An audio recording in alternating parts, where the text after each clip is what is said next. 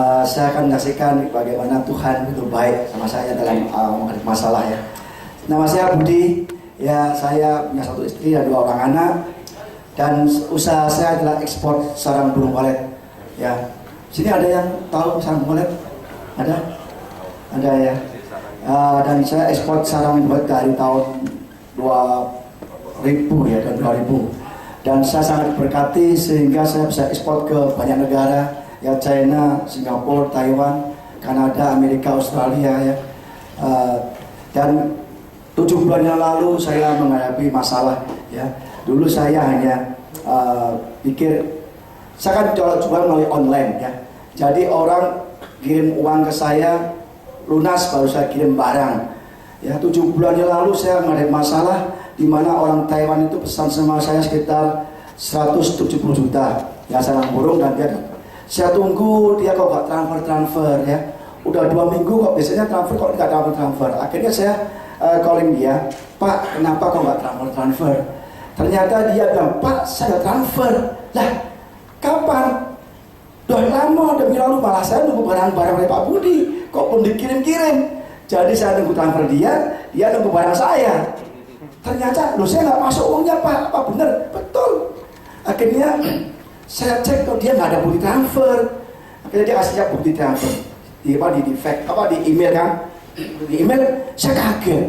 Loh kok akunnya lain, BCA-nya lain, bukannya nama saya tapi nama Julianto Kargo. Saya kaget. Loh, Pak, sejak kapan saya ganti account? Pak Budi sih yang bilang ganti account malam-malam email saya. Saya kaget loh. Loh, saya nggak pernah, Pak. Dia kasih emailnya tuh ada dari saya punya e-wallet. Loh, ternyata ada orang masuk ke email saya, email ke customer saya Taiwan, minta uang karena dia tahu transaksi saya. Lupa dia dari Bapak, bukan Pak. Ya saya nggak tahu. Orangnya kena Pak Budi, kena anak-anaknya, kena pekerjaannya, kena nama istrinya, kena semua. Ya saya pikir Pak Budi sendiri yang ngomong. Ya saya ganti account, saya transfer aja. Kaget sekali. Habis itu saya, gimana nih? Saya kan harus kirim barang, saya nggak terima uang, ya kan? Akhirnya saya ingat sama pegawai saya yang bagian komputer. Dia satu-satunya orang saya kasih password untuk balasin email ke customer saya. Ya ini mungkin nanti buat pengalaman saudara ya, yang punya email banyak. Akhirnya kenapa saya tertuju pada dia? Karena dia udah keluar 2 minggu lalu, dan kan seminggu lalu saya dengar dia beli mobil Livina senilai uang itu juga kan. Saya curiga, wah jangan-jangan dia, karena saya kasih passwordnya dan dia tahu keluarga saya katakan ada 2 tahun nanti, tahu semua. Akhirnya saya langsung ke apartemen dia, saya nggak tahu yang mana. Dia banyak tower dia buat itu, tapi Tuhan tuntun aja langsung tek kok pas tower itu, iya Pak itu sih apa? Dia memang baru beli mobil gini-gini, wah itu resek gini, ngomongnya gitu kan. Akhirnya saya tunggulah dia, dia langsung ketemu saya kaget loh, kok Pak Budi di sini? Saya ngomong gini loh, kamu ambil uang saya nggak? Ya pasti nggak ngaku kan? Enggak Pak, soalnya gini, kamu pergi, uang saya hilang. Itu ada orang ambil uang dari customer saya Taiwan, dan yang tahu password saya hanya kamu sendiri. Aku percaya sama kamu, Bob dia juga anak Tuhan, Kristen, ya kan? Saya banyak ditipu sama orang Kristen, saudara. Bener loh, saya ditipu lebih banyak kalau orang Kristen yang nipu saya daripada orang lain. Di sini jangan nyawa sih, nggak boleh ya. Dia orang Kristen masih ke gereja, salam saya dia bangga Pak, bener Pak. Tapi saya cek tetangga di apartemen, dia memang orangnya nggak begitu benar. Akhirnya udahlah, kamu ngaku aja. Kalau ngaku nanti soal balikin duitnya gampang, kita bisa rembukan lagi, bisa negosiasi lagi. Yang penting kamu ngaku selesai. Kalau kamu enggak Pak, gini ya, kamu nggak ngaku nggak masalah. Kalau kamu ngaku, sekarang aku ampuni. Kita ngomong soal pembayarannya aja. Kalau kamu nggak ngaku, aku kasih polisi, kamu ketangkep, kamu yang nyolong, yang mencuri, yang hack aku, ya. Saat itu juga kamu tak ampun, udah nggak ada ampun bagimu lagi. Kamu Kristen kan? Iya. Kita tahu bersih Tuhan. Sama kita hidup, kita minta Tuhan bertobat. Kalau kita nggak bertobat, nggak mengaku salah, kalau kita udah mati, Tuhan bilang udah terlambat. Demikian juga sama kita. Kalau kamu udah nanti tangkap polisi, kamu tak ampun Tuhan, nggak bisa kamu ampuni lagi. Oke, dia nggak ngaku. Saya ngomong-ngomong di apartemen satpamnya, ada toko kelontong, dia juga selain mobil, Ya Pak, itu kayak sayangan dia. Ya Pak, itu nggak bener Pak. Apa mau nggak saya bantu? Kan gitu. Bantu apa? Saya ada ABRI Pak, ex ABRI yang dia punya geng bagian nagih utang. Kalau dia nagih pasti dibalikin Pak, pasti uang balik. Tapi dia nggak komisi 30%. Pikir saya 30%, 50 kau kasih kan, itu hilang. 60 kau kasih kan.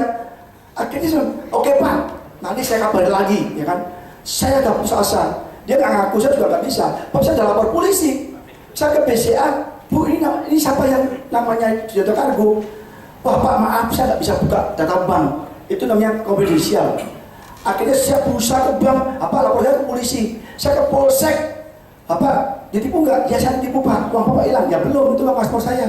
Oh ya nggak bisa Pak. Paspor Bapak yang Taiwan suruh kesini lapor. Loh, kan saya akan dibarang Pak, saya harus bayar dia dong. Uangnya hilang nggak? Nggak terima Pak, enggak. Yaudah, barang masa kirim, ini aja. Sama masuk aja ke Polres tinggi lagi. Sama Pak, saya berklaim. Masih ke Kapolda, waduh, ribet amat.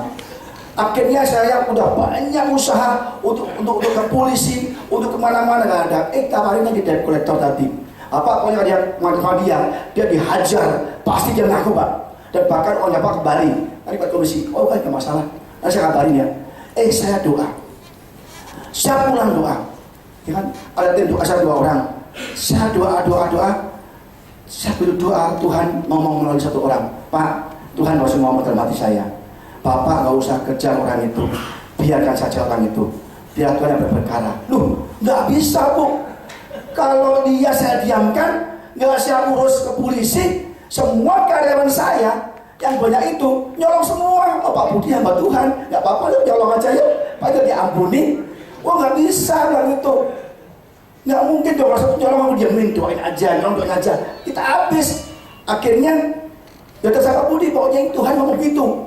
Kalau Tuhan ngomong saya mulai tak, ya tuh oke deh, saya terima, tapi agak setengah itu ya, dongkol. Masa anak buah nyolong begitu, nanti bagi contoh yang nggak baik. Benar saudara. Begitu saya, oke Bu, saya nggak akan urus orang itu. Saya ingin lihat gimana Tuhan maksudnya apa.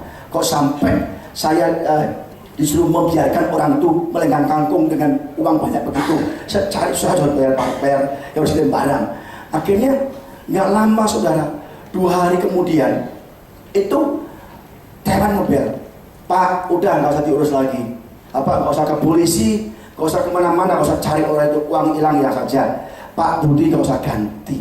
Loh, kok begitu Pak? Baik banget gak ganti. Dia ganti Pak Budi nggak usah ganti, tapi saya pesen barang sama Pak Budi 1,7 M. Kan tadi Bapak lainnya pecit kan, 1,7 juta hilang. Saya pesen barang lagi 1,7 M, tapi syaratnya saya tidak diskon 10% Pak, supaya saya yang hilang itu tercover. Saya hilang pecit, saya ikhlaskan, saya pesen MJ diskon 10%, jadi saya nggak hilang. Dan saya pikir, wih luar biasa, saya juga nggak ganti barang, saya dapat Pak MJ 10 kali lipat. Wah dahsyat Tuhan. Baru tahu kata Tuhan tuh siapkan rencana besar lagi. Ini loh, saya kasih yang kecil, kamu hati-hati, jangan main email percaya orang kaya sendiri. Ini email tentang uang, tentang berkat yang aku siapkan besar loh kamu udah gak teledor, gak usah semua kasih karyawan. Padahal ini benar-benar inti, ini adalah uang. Kamu harus berbagi komputer kamu, ganti password, ganti apa, kamu harus tahu. Kalau aku kasih berkat yang besar lagi, jangan sampai hilang lagi. Akhirnya saya, oke, ampuni Tuhan. Akhirnya dia bilang, oke, saat ini bertahap uangnya. Dalam pembayaran 5 kali, 15.000, 15.000 sering kan, 10 kali ya. Akhirnya tiap 2 minggu 15.000. Tapi itu iblis ganggu lagi. Pak, kan itu Bapak udah dapat uang 1,7 M. Ini Pak, kalau Bapak tangkap lagi pakai debt collector Pak, Bapak untung lagi. Yang Taiwan ganti 1,7 M. Kalau ini diurus lagi debt collector, Bapak untung lagi. Minimal separuh main kan Pak, 7 juta. Iblis begitu, Pak urus aja. Waduh, itu iblis. Kalau kita serakah, kalau saya serakah waktu itu, saya ambil juga, kalau saya gebukin, pasti yang MJ bisa cancel. Mungkin baru kirim sekali, langsung cancel. Akhirnya enggak, Tuhan sudah gantikan saya Pak. Loh sayang Pak, itu uang gede Pak, pecit. Jangan Pak, enggak, Tuhan sudah kasihkan saya uang lebih besar lagi. Kalau kita mengandalkan manusia, itu nggak seberapa, Tuhan bisa hancur. Tapi saya andalkan Tuhan, dan saya percaya kalau kita jalan taat kepada Tuhan, apapun suara Tuhan dalam hati kita, kita taati. Tuhan sudah siapkan berkat yang lebih besar lagi. Amin saudara. Jadi kalau saudara memang ada masalah, jangan sekali-sekali mengandalkan kanan kiri. Kata Tuhan, dan suara Tuhan itu kuat sekali. Kalau kita turuti pasti Tuhan akan selalu berkat besar lagi. Amin.